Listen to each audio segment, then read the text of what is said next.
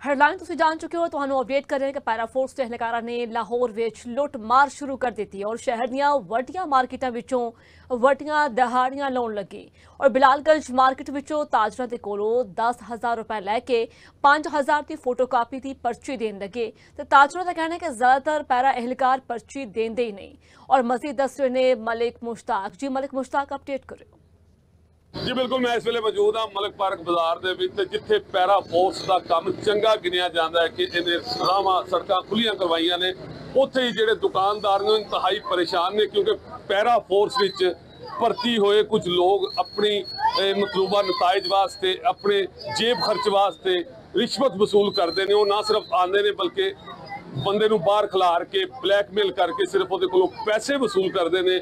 ना उन्होंने कोई पर्ची दी जाती है बल्कि जिहड़ी पर्ची अगर कोई ज्यादा मंगन की कोशिश करे तो उन्होंने फोटो कापी की पर्ची आम पर्ची दी जाती है जिहदे विच कोई कार्बन नहीं।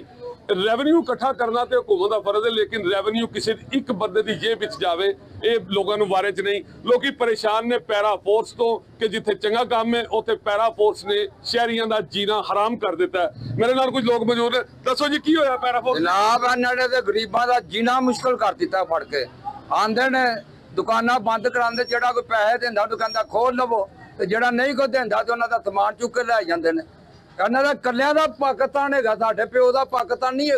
मलक पार्क साडा होवे बात असीं कीता होवे ते साडा जीना मुश्किल कर दिता फड़ के। इन्हां नूं समझाया जावे कि गरीबां नूं ना तंग करन। गरीब दसो जी। मेरे को मीडिया मेरे को सारा कुछ है, मेरे को फोटो है, मैं मानी करनी अपने अखी देखिया पैसे लेंदे इन्हां नूं। मैं इन्होंने फरिया भी मैं वीडियो भी बनाई ही है। ते पर्ची नहीं देंदे पैसे दी? पर्ची नहीं देंदे, पैसे लैंदे ने ते दूध पींदे ने ते अगले को चले जाते हैं। मेरा अड्डा महीना हो गया अंदर वरदा पे मुझे कहते मेरे 5,000 दे तेरा अड्डा बाहर लगेगा तो मैं 5,000 रुपया इन्होंने दवा या बच्चों वास्ते रोटी। 5,000 एक महीने का 15 का काहदा 5 मंग रहे हैं? महीने का 5,000 रुपया मैं दवा मेरा अड्डा बाहर लग जाएगा। मेरे कल्ले अड्डा अंदर सारी दुनिया का बाहर अड्डा लगा है वो पैसे भरते हैं